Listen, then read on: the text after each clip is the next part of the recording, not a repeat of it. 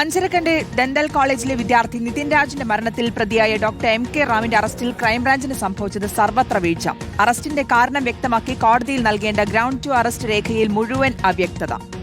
കേസിൽ ഡോക്ടർ റാമിനെ എന്തിനാണ് അറസ്റ്റ് ചെയ്തത് എന്ന് തെളിയിക്കാൻ പോലീസിന് കഴിഞ്ഞില്ല. കോടതി അറസ്റ്റ് റദ്ദാക്കി വിട്ടയച്ച റാമിന് പോലീസ് വീണ്ടും കസ്റ്റഡിയിലെടുക്കുകയും വിട്ടു നൽകുകയുമായിരുന്നു. അർജുൻ കല്യാട് ചേരുകയാണ് നമുക്കൊപ്പം. Arjun, good morning.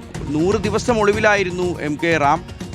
കോടതി വടിയെടുത്തു അറസ്റ്റ് ചെയ്യുന്ന ഒരു നടപടിയിലേക്കെങ്കിലും കടക്കാൻ. അപ്പോൾ പോലും പ്രാഥമികമായി ചെയ്യേണ്ട അടിസ്ഥാന കാര്യങ്ങൾ പോലും ചെയ്യാൻ കഴിഞ്ഞില്ല ക്രൈംബ്രാഞ്ചിന് എന്നുള്ളത് വലിയ വീഴ്ചയല്ലേ അർജുൻ?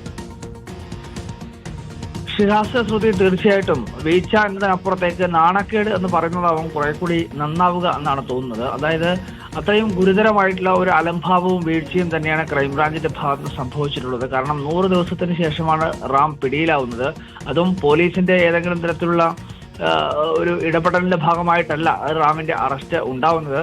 കാരണം കഴിഞ്ഞ ദിവസങ്ങളിൽ, അതായത് ഈ കേസിന്റെ ആദ്യ നാളുകളിൽ കണ്ണൂരിൽ തന്നെയായിരുന്നു റാം ഉണ്ടായിരുന്നത്. പിന്നീട് റാം കേരളം വിട്ട് ആന്ധ്രാപ്രദേശിലും കർണാടകയിലും ഒക്കെ നീങ്ങുകയായിരുന്നു. പക്ഷെ ആ ഘട്ടത്തിലൊന്നും തന്നെ പോലീസ് ഈ റാമിനെ പിടികൂടാനോ അറസ്റ്റ് ചെയ്യാനോ തയ്യാറായിട്ടില്ല.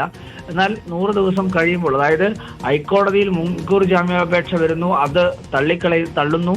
അതിനുശേഷം സുപ്രീം കോടതിയിലേക്ക് ഡോക്ടർ റാമിന്റെ ജാമ്യാപേക്ഷ വരുന്നു. അവിടെ നിന്നും തള്ളുന്ന ഒരു പശ്ചാത്തലത്തിൽ മാത്രമാണ് പോലീസ് റാമിനെ പിടികൂടാൻ വേണ്ടി തയ്യാറായത്.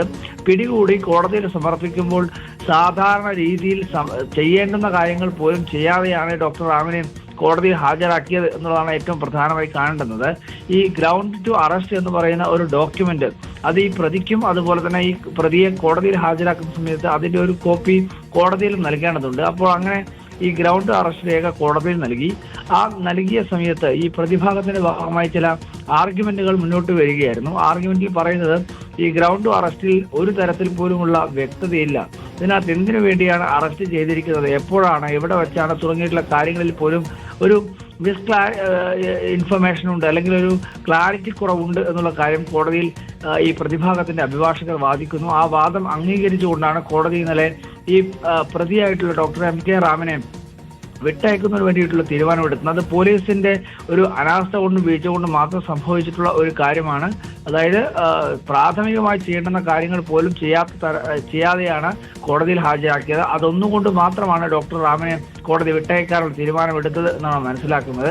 അതോടൊപ്പം തന്നെ ഇന്നലെ ഈ നാണക്കേട് മറക്കാൻ എന്നോണമായിരിക്കണം ഒരുപക്ഷെ കോടതിയിൽ ചില നാടകീയ രംഗങ്ങൾ കൂടി പോലീസ് സൃഷ്ടിച്ചിരുന്നു. അതിൽ ഏറ്റവും പ്രധാനപ്പെട്ട കാര്യം എന്ന് പറയുന്നത്, ഈ കോടതി വിട്ടയച്ച് കുടുംബത്തോടൊപ്പം പുറത്ത് കാത്തുനിൽക്കുകയായിരുന്ന വാഹനത്തിലേക്ക് വരുന്നതിനിടയിലാണ് അവിടെയുള്ള ഡിവൈഎസ്പി സുധീർ കല്ലൻ ഈ പറയുന്ന ഡോക്ടർ റാമിനെ വാഹനത്തിലേക്ക് വലിച്ചിഴച്ച് കൊണ്ടുപോകുന്നു. അവസാനം ഇതിൽ പറ്റിയ അമളി മനസ്സിലായി. അതായത് ഇത് കോടതി അലക്ഷ്യം ഉൾപ്പെടെയുള്ള നടപടികളിലേക്ക് പോവേണ്ടി വരും, വലിയ നിയമക്കുരുക്കിലേക്ക് ചെന്ന് ചാടേണ്ടി വരും എന്നുള്ള അവസ്ഥ പിന്നീട് മനസ്സിലാക്കി അവസാനം ബന്ധുക്കളോട് സംസാരിച്ച് അവരെ ബോധ്യപ്പെടുത്തി അവസാനം ക്രൈംബ്രാഞ്ച് തന്നെ നേരിട്ട് ഇടപെട്ടുകൊണ്ടാണ് ഈ പ്രതിയെ ഒരു നോട്ടീസ് നൽകി വിട്ടയക്കുന്നത്. അതിൽ ക്രൈംബ്രാഞ്ച് വിശദീകരിക്കുന്നത്, തങ്ങൾ ഇങ്ങനെ ഒരു നോട്ടീസ് നൽകുന്നതിന് വേണ്ടിയാണ് ഈ പറയുന്ന ഭാര്യയോടും സഹോദരിയോടൊപ്പം വരികയായിരുന്ന ഡോക്ടർ റാമിനെ കൂട്ടിക്കൊണ്ടുപോയത്, അല്ലാതെ നമ്മൾ കസ്റ്റഡിയിൽ എടുത്തതല്ല എന്നൊക്കെയാണ് ക്രൈംബ്രാഞ്ചിന്റെ വിചിത്രമായ രീതിയിലുള്ള ഒരു വിശദീകരണം വരുന്നത്. പക്ഷെ അത് ഒരിക്കലും വിശ്വാസയോഗ്യമല്ല. എന്തായാലും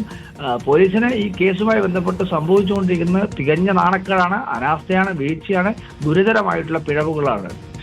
ശരി, അർജുൻ കല്യാടാണ് വിവരങ്ങൾ നൽകിയത്. കൂടുതൽ വാർത്തകളിലേക്ക് തിരിച്ചെത്താം ഒരു ചെറിയ ഇടവേള.